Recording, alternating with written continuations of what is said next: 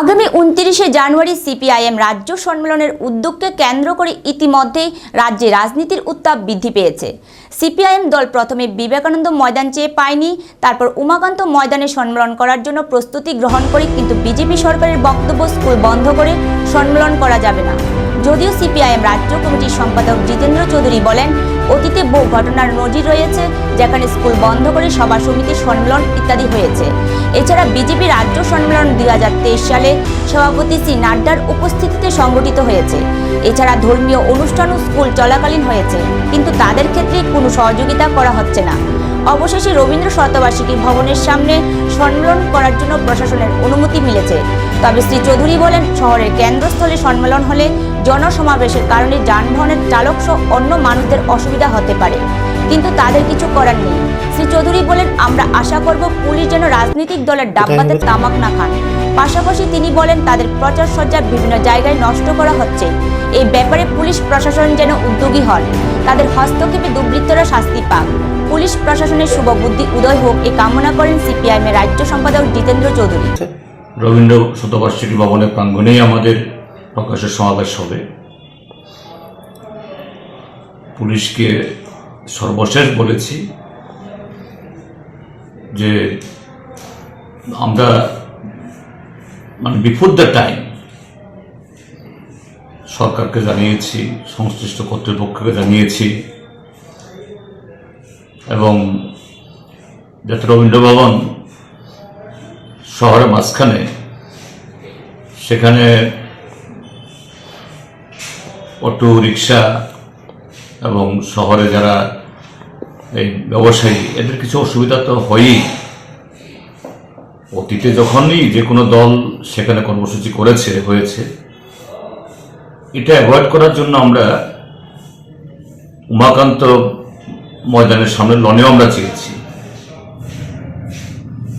তো অগত্যা আমাদের ইচ্ছে ছিল না উমাকান্ত লঞ্চ হওয়ার, কিন্তু যেহেতু রবীন্দ্র ভবন এটাকে অ্যাভয়েড করা যায়, কিন্তু সরকার সেখানে আমাদের প্রস্তাব রাজি হলেন, বলছেন যে না, স্কুল খোলার দিনে কিভাবে দেওয়া যায়।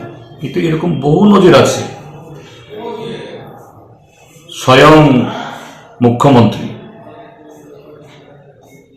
তাদের যে বিজেপির সভাপতি জেপি নাড্ডা, তার উপস্থিতিতে বৃহস্পতিবার 12ই জানুয়ারি 2023 সালে সেখানে প্রোগ্রাম করেছে। এরকম অসংখ্য নজির আছে, শুধু উমাকান্ত প্রাঙ্গণ নয়, আরো বহু জায়গাতে। তো কি করা যাবে, একটা দিন সেখানে হয়তো এই ক্লাস কয়েক ঘন্টার জন্য বন্ধ করে দিতে হতো, অন্যদের বেলা যেরকম হয়েছে। এবং শুধুমাত্র সেই বিজেপির সভা কেন, আমরা দেখেছি ধর্মীয়, সামাজিক ইত্যাদি বিভিন্ন অনুষ্ঠানেও বিভিন্ন শিক্ষা প্রতিষ্ঠান বন্ধ করে দেওয়া হয়েছে এই সরকারের সময়ে। কিন্তু দুর্ভাগ্যের রাজনৈতিক কারণে বর্তমান শাসক দল বা সরকার মানলেন না। তো আমরা এর আগেই চেয়ে রেখেছি রবীন্দ্র শতবার্ষিকী ভবন। এখন সর্বশেষ কথা হয়েছে পুলিশ যে একটু অসুবিধা হলেও সেখানে আমাদের এই ভেন্যু দেবে বলে কথা হয়েছে। এখন পুলিশ কি করবে জানি না, কিন্তু আমরা করবই। আমাদের অন্যত্র যাওয়ার কোনো সুযোগ সেখানে নেই, এবং নিশ্চয়ই আমি আশা করব প্রশাসনিক ব্যক্তিরা তারা যেন রাজনৈতিক হুকুই তামাক না খান, তারা নিরপেক্ষভাবে তাদের দায়িত্ব পালন করেন। অতীতের বর্তমানের সমস্ত যে ঘটনাবলী, এগুলো যাচাই করে আমাদের যে ন্যায্য লেজিটিমেট যে আমাদের দাবি, এটা তারা এই সেভাবে যে ব্যবস্থা করেন। শুধু তা নয় যে গত কদিন ধরে আমাদের প্রচার সজ্জা নষ্ট করা হচ্ছে। গতকাল তো আমার বাড়ির সামনে, আমার বাড়ির যে সেন্ট্রি তার সামনে থেকে পতাকা ছিঁড়ে ফেলে দিচ্ছে। সারা শহরের মধ্যে ওদিকে নতুন নগর, এই কি বলে ইন্দ্রনগর, সেদিকে তো করেছি। গতকাল এই শহরের ভেতরে কল্যাণ চুমুনি, তারপর এই উত্তর গেট, কৃষ্ণনগর, দুর্গা চুমুনি, রামনগর, সর্বত্র এসব করেছে। কেন? যে সমাবেশ নিয়ে একটা এই পরিবেশ গোলাটে করে একটা ত্রস্ত পরিস্থিতি তৈরি করা। কিসের ভয়? এই সরকার বলছে তারা শ্রেষ্ঠ ত্রিপুরা বানিয়ে ফেলেছে, ত্রিপুরা সহ গোটা উত্তর পূর্বাঞ্চলকে অষ্টলক্ষিত পরিণত করেছে।